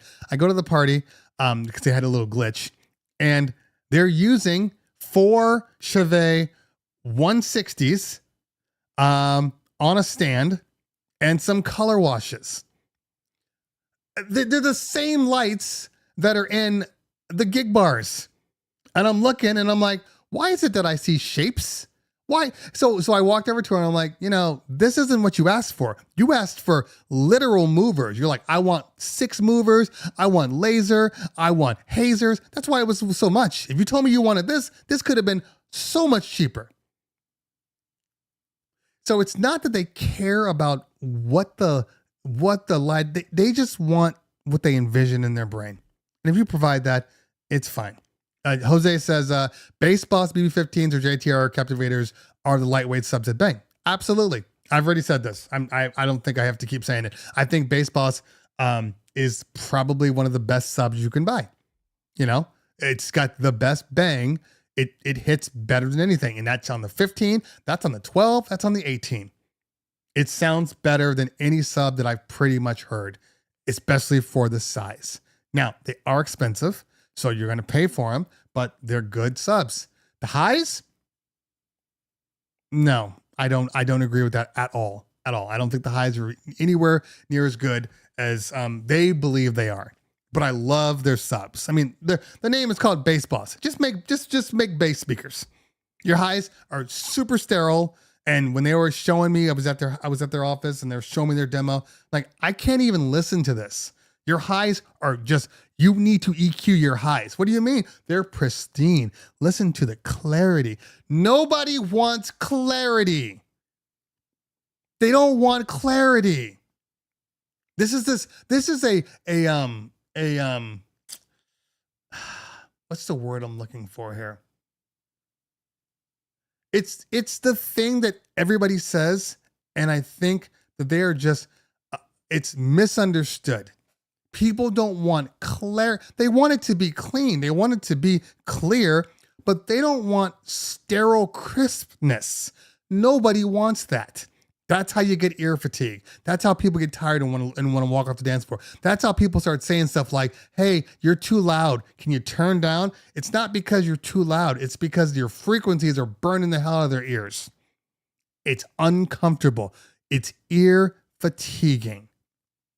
If you just add a little, if you roll off the high and the mid a little bit on your highs, no matter what highs, you will get people on the dance floor longer than if you're trying to give them pristine sound. Only audiophiles care about that stuff.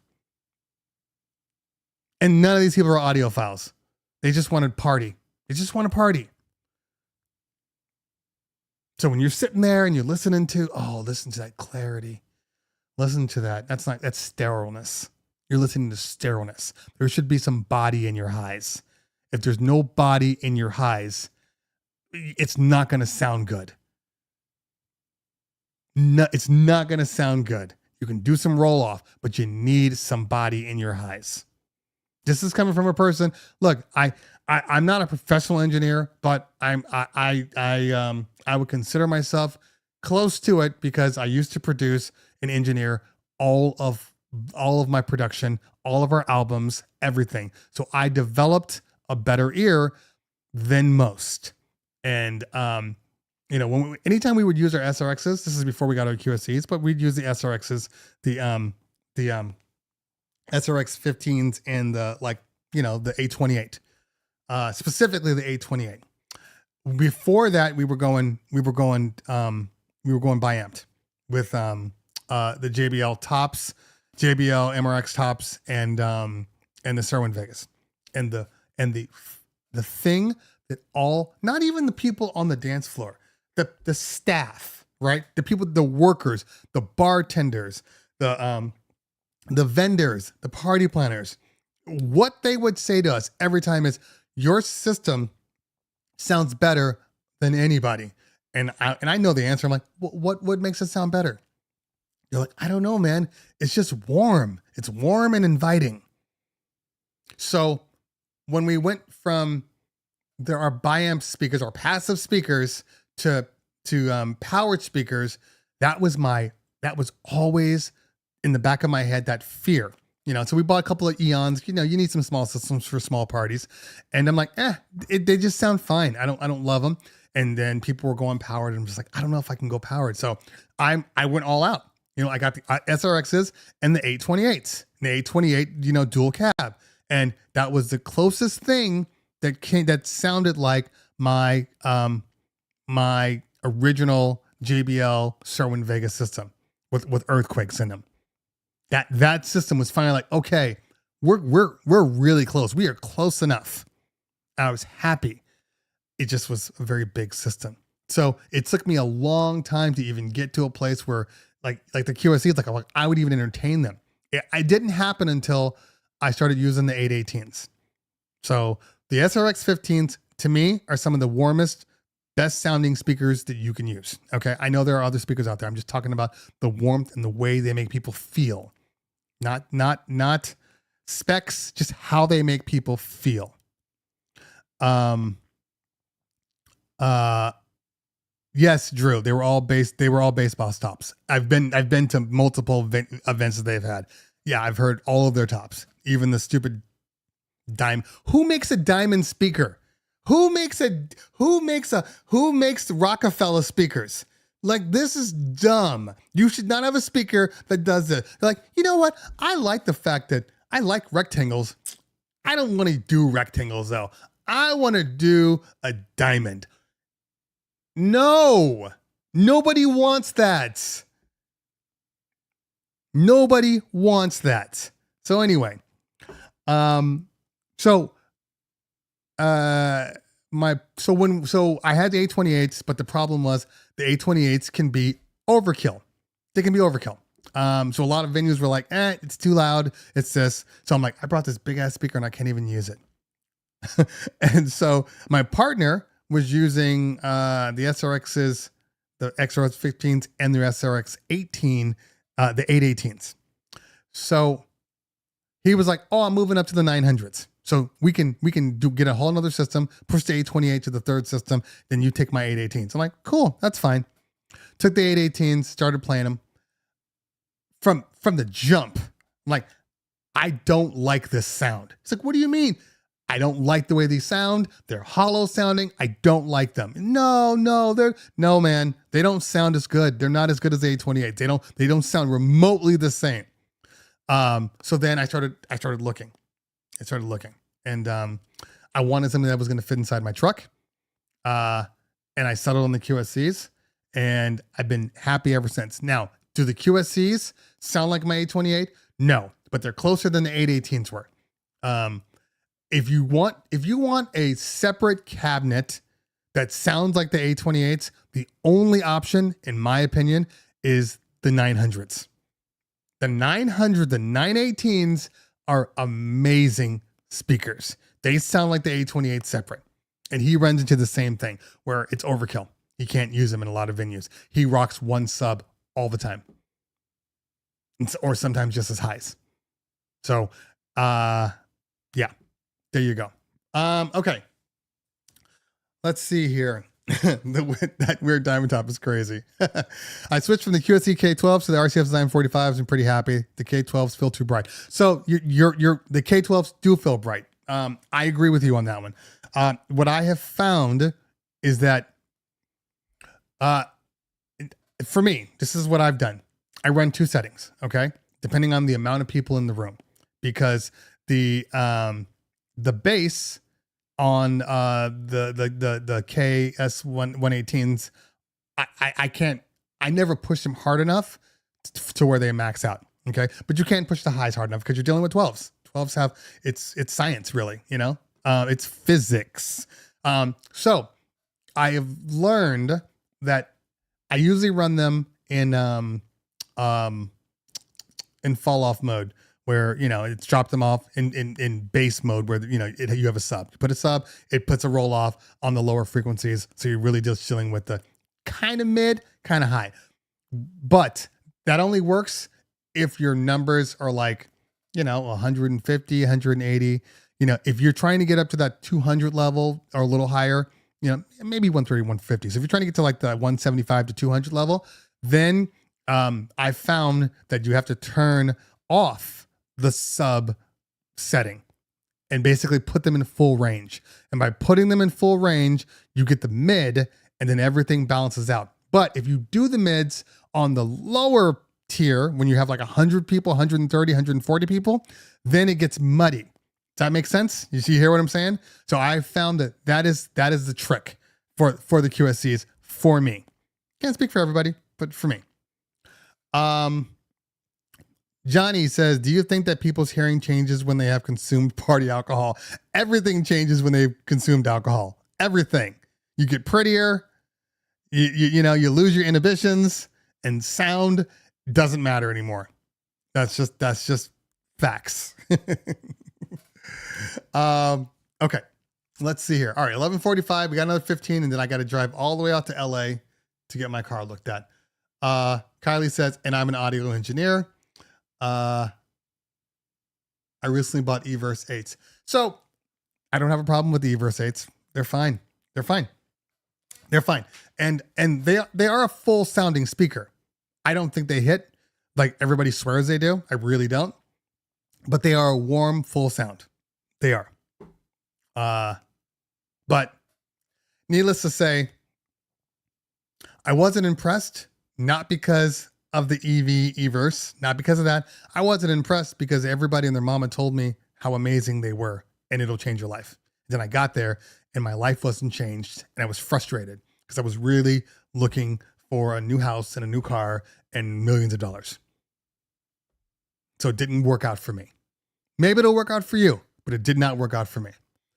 I see people in the comments saying, you know, build your own speakers. I see DJ Yoshi in the house. What's going on, fam? Good to see you. And yeah, if you want to build them. That's fine. Do your thing. Enjoy yourself. I personally, I'm not trying to reinvent the wheel, you know? So for me, you know, and it wouldn't matter anyway. I mean, I have multi-op. These DJs barely care about my equipment as is. That's why nobody uses my system. Nobody uses my system for a reason. For a reason. They just, people don't take care of shit. Sam says, recording in Ableton Masterclass and want to know how to record the audio on my computer and my voiceover in Zoom while I can hear what I'm playing and putting a track together. Any insight? You got to run. Well, if you're recording a voiceover, but you want to hear what you're saying, you got to put your Ableton in pass-through mode. So when you arm your recording, there's an option to be able to hear what you're recording. The key here is that if you're putting it in pass-through mode, you can't have any external speakers playing. You can only do that in headphones, or else you're going to get feedback. You're going to get crap. It's going to sound like shit. So, but you got to put it in pass-through. When you arm your recording, there is an option. Okay. All right. Let's see here. Did I miss any big questions? Are there any decent subwoofers that are super portable that can fit in the truck or hatchback? Yeah, easy carryable. That would be the Bass Boss. The Bass Boss 12s are legitimately like, they're small. They pack a punch. Just pay the money. Jose says LD Icon is the best bang for your buck. Yeah, I kick myself every time I told them no, that I didn't want them. Every time I kick myself. They were like, hey, you want to demo these? No. Why would I want to demo these cheap ass speakers? No. That's on me. That is clearly on me. Hold on. Okay. Yeah, clearly on me. So, sorry. I should have a pair of icons right now, and I don't. Okay.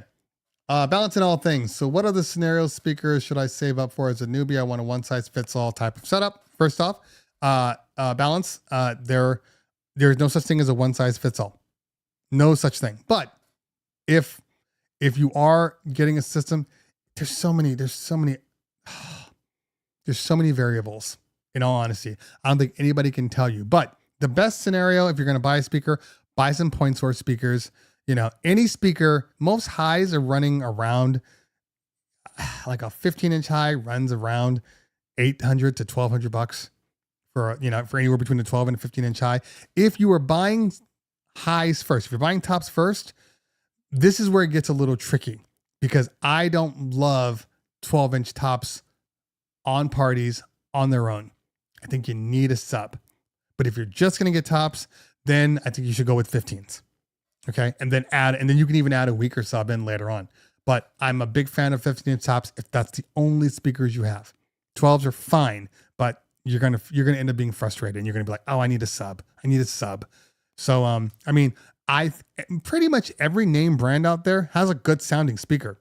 Every one of them, JBL, QSC, EV, RCF, all of them, Yamaha, I mean, they all have, a good sounding speaker. And the more you spend, the better your speaker is going to get. But you do reach a limit on the amount of your spending where you're not receiving the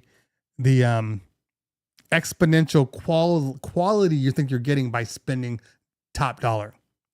Once you get over a certain threshold, all the speakers are good. And now you're paying a lot for a very little. And if you don't care about that very little, which most people aren't going to see anyway, because you're playing, 128 kilobit MP3s. It's not going to matter what comes out of your speakers. If you have state of the art speakers and then you plug in your like a Newmark, mix track, it's not going to sound as good as if you're rocking an S11 or you're rocking, a Denon Prime, or you're rocking a Rev. It's not going to sound as good anyway. So it doesn't really matter what you use. See? So many variables. Okay.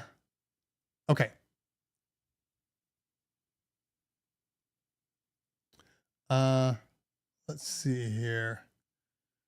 Question.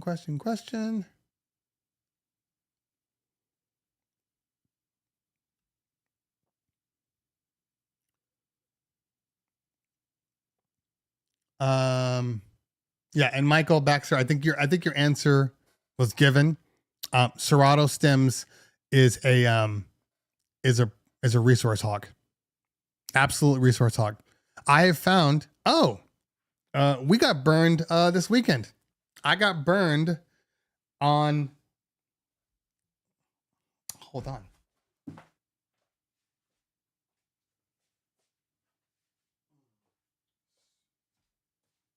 So my son has a MacBook Air. Bought it over the pandemic. He broke it, and then we need a new computer for him. So at school they give them Google computers, whatever. So he hasn't really needed a computer. Now he's DJing for me. He's getting paid as a professional DJ to work for me.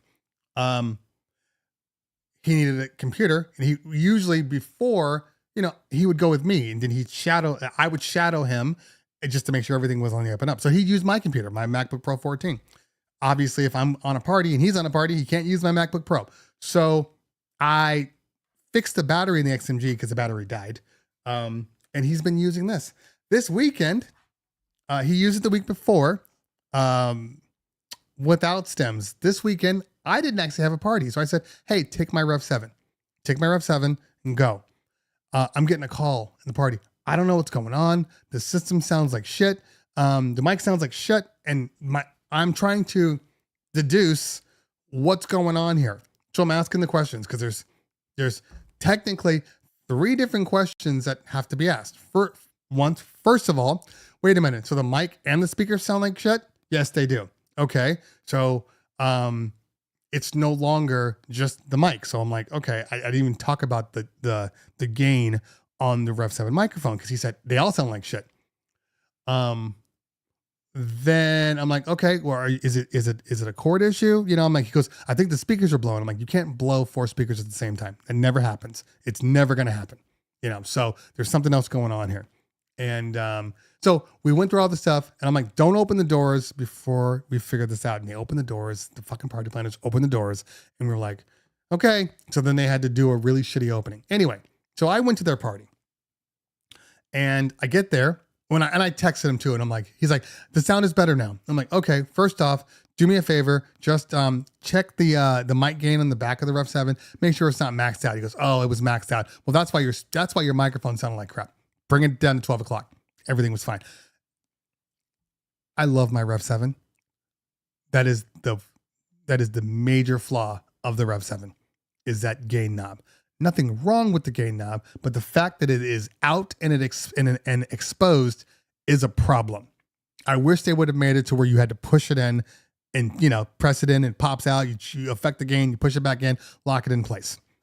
I hate the gain knob. Hate it. Okay.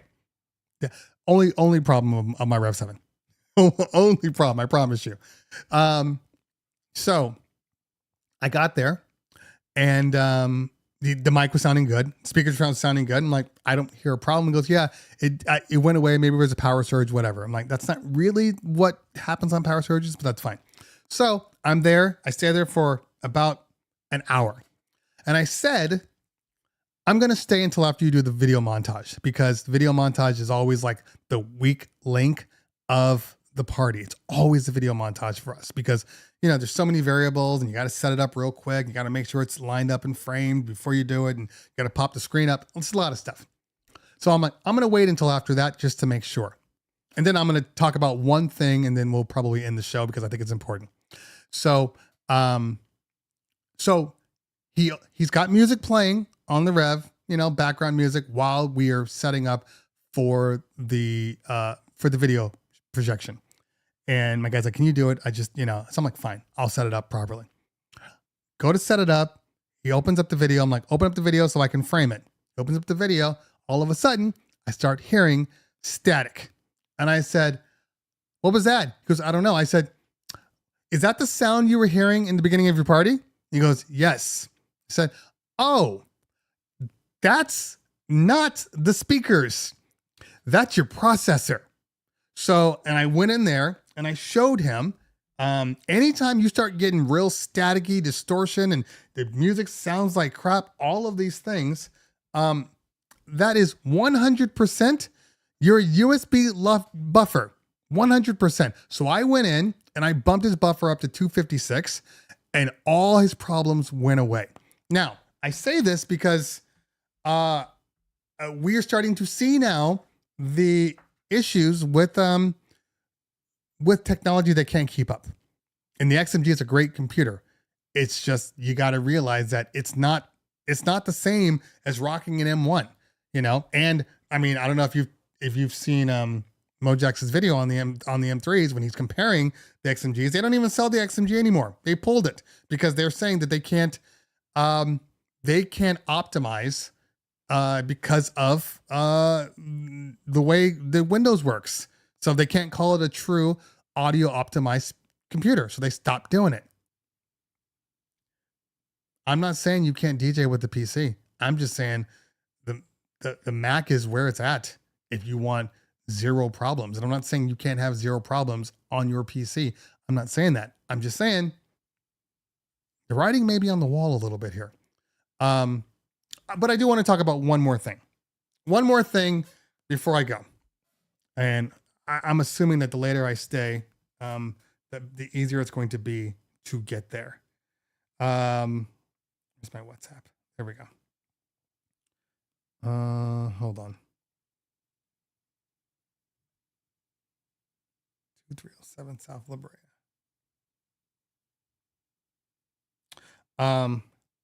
7. Okay. Don't make it too big. 1 hour on the dot. 43 miles, 1 hour. Okay, whatever. I want to talk a little bit about embarrassment and ego. Because I'm talking about this from experience because I've seen this. Now, I don't have embarrassment nor ego when it comes to parties. Okay? If I need to do something that's going to make my party better, I'm going to do what I need to do to make it happen. We ran into a situation, I was talking about the video montage, where the montage was set up. I got it framed. I don't know if people do montages out there, you guys out there, but if you do, just remember this one little thing. When people ask you, how should I send it to you? Say, before you send it, make sure that there is a actual frame, a full frame image of the montage. Okay. So when you start the video, there needs to be a full frame. Okay. Don't give me a black background with a logo in the middle, because you can't identify where the top of the frame is and where the bottom and the sides of the frames are. So that was the logo. So I'm like, I got to do the best I can with it, because people freak out when you just move over to like a real frame. No, that's not where it starts. Yeah, I know where it doesn't start here. I know this. I'm not an idiot.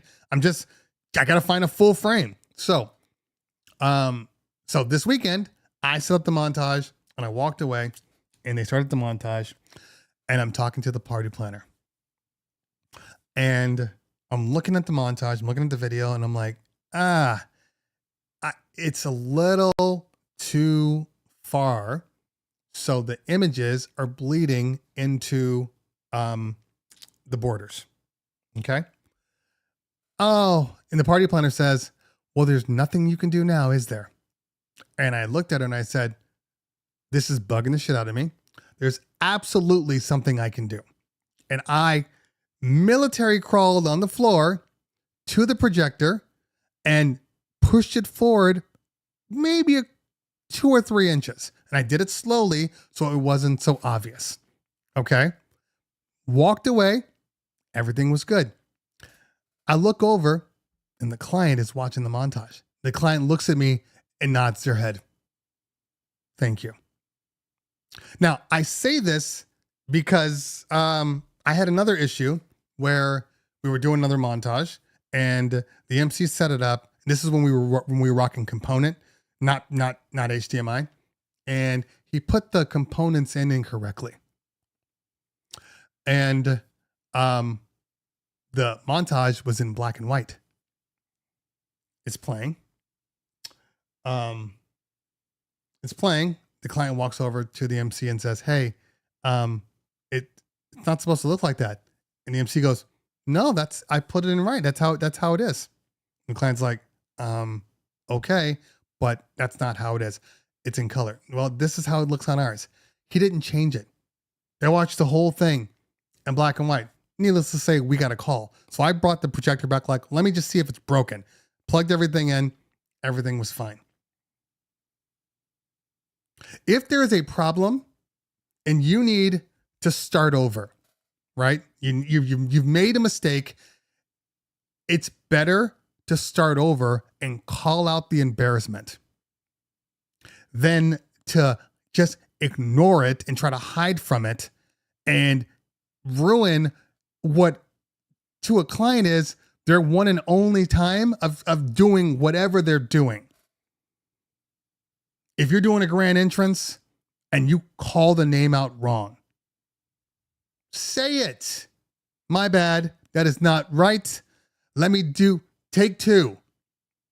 Say it again. You are a human being. You will make mistakes. You will absolutely make mistakes. But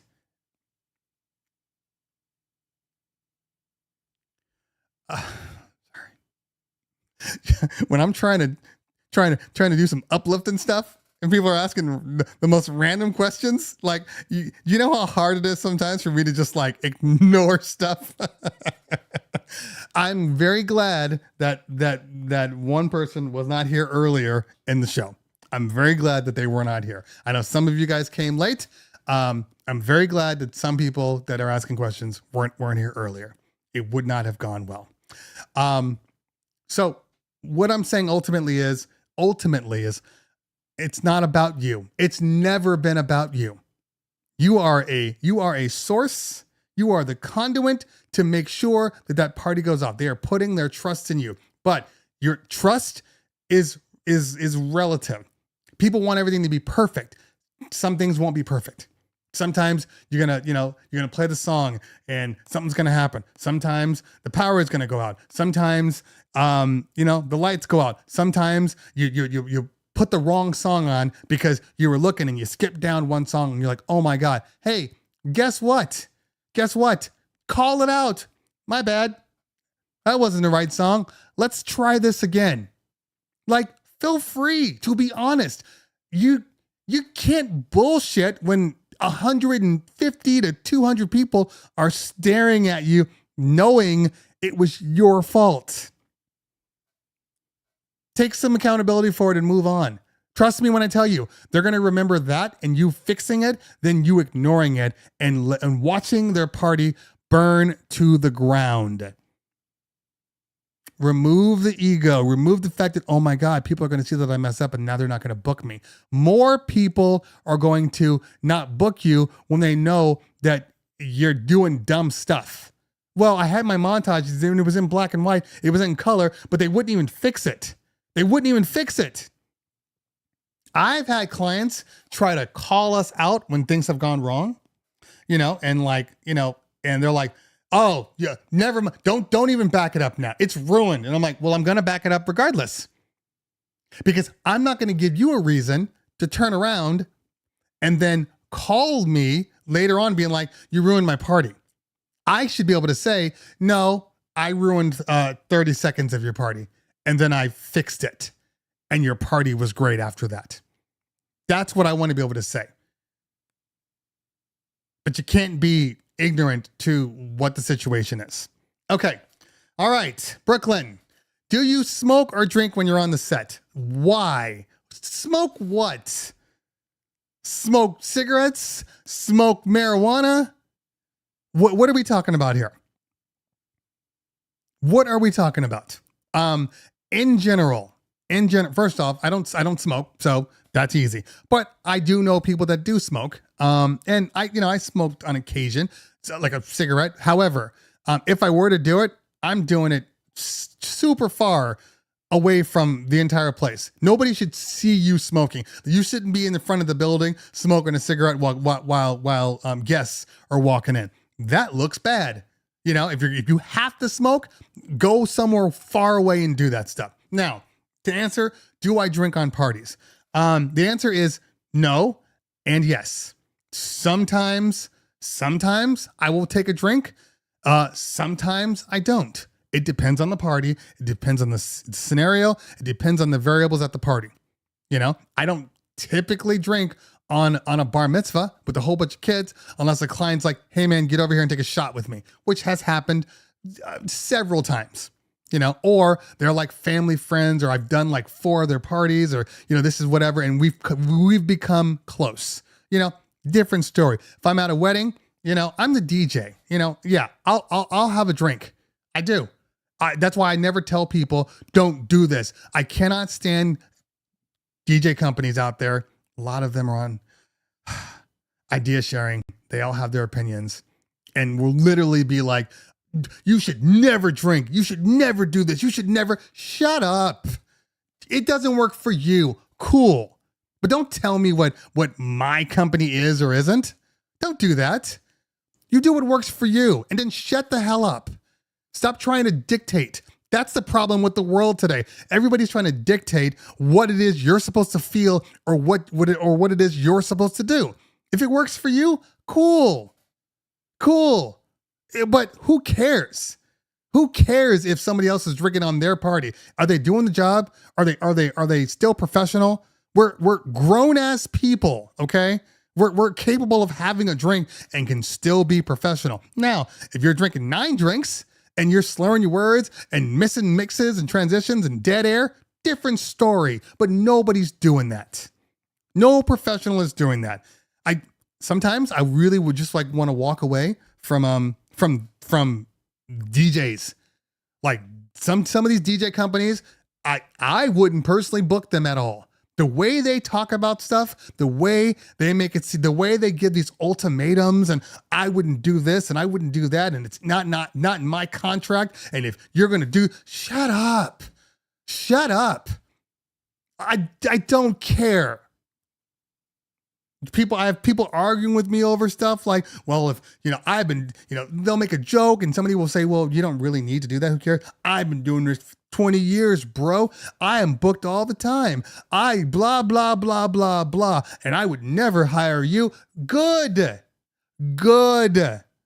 I wouldn't want to work for you. I don't care if you are the shit in your little podunk town. I don't care if you do 400 parties a year. I don't care. You're still an asshole. So it doesn't matter to me. And maybe in your area, you've done a good job of putting on that smiling face and wearing the masks so people don't see that you're an actual asshole. But when I look at you on idea sharing, or when I look at you in comments, you're an asshole. There shouldn't be a difference for how you talk to people on social media than how you talk to people in real life. How you talk to people on social media is how you are. It's absolutely how you are. I want you to remember that the next time you post on something and you belittle people and you do all this shit, that's you. That is the real you. That nice person that I see when I walk in and I walk into a convention and you're like, hey man, love your stuff, this and that and blah, blah, blah. That's not you. That's not you. That is not you.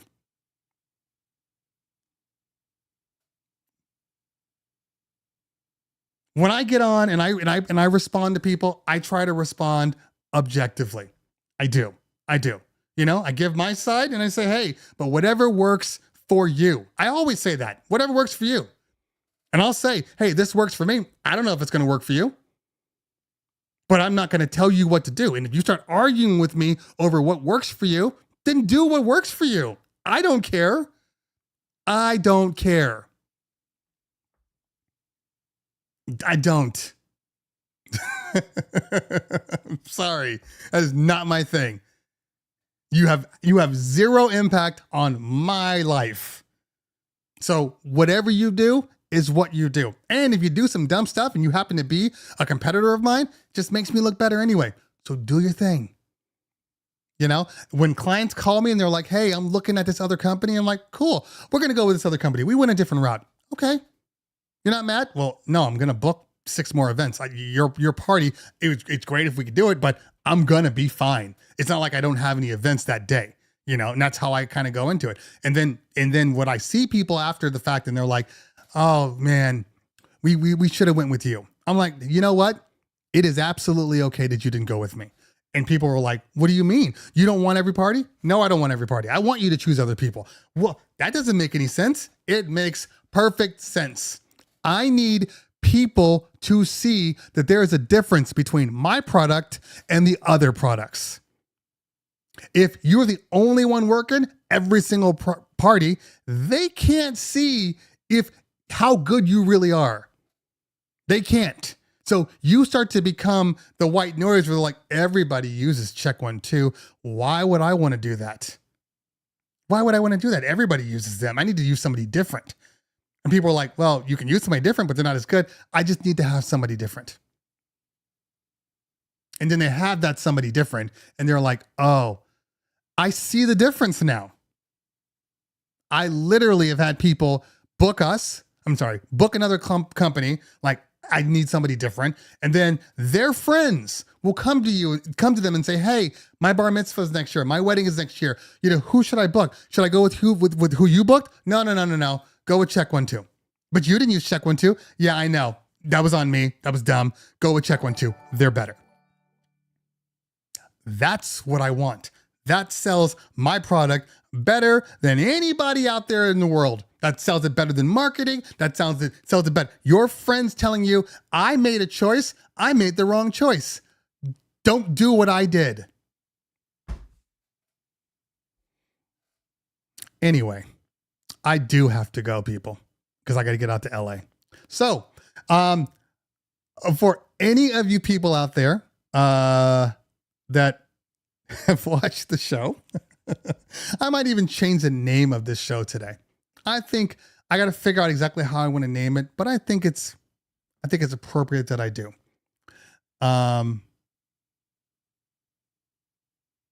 But thank you guys for hanging out today. Thank you guys for always allowing me to be me and to be honest with you guys. And hopefully for you guys to take everything I'm saying, not as hate, not as anger, but as honesty and tough love. People need to be honest with themselves and with each other. And if we are honest, this world would be a better place. Anyway, I got to go, guys. I got parties this weekend. I'm sure you guys do too.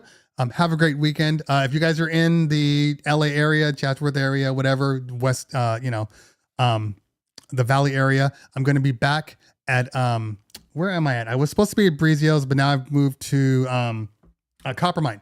I'm going to be DJing. It's a little local bar in the Valley from 10 till 2 in the morning. So if you guys are out, come say hi. Otherwise, for your parties this weekend, guys, that's Fun Friday. Otherwise, for everybody else, have great parties this weekend, and we'll talk next weekend. Enjoy yourselves. Peace out.